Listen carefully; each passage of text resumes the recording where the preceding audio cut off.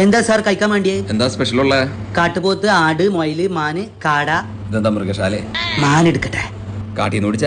അല്ല, നല്ല ഭക്ഷണം കഴിക്കാൻ വന്നീന്ന് അപ്പൊ പിടിച്ചതാ. വലിയ തമാശക്കാരനാണല്ലേ? അങ്ങനെയൊന്നുമില്ല, വല്ലപ്പോയും. പോയുമല്ല, പോഴും. പുഴയുടെ ഴ. കാട്ടുപോത്ത് എടുക്കട്ടെ. അതെങ്ങനെയാ സാധനം?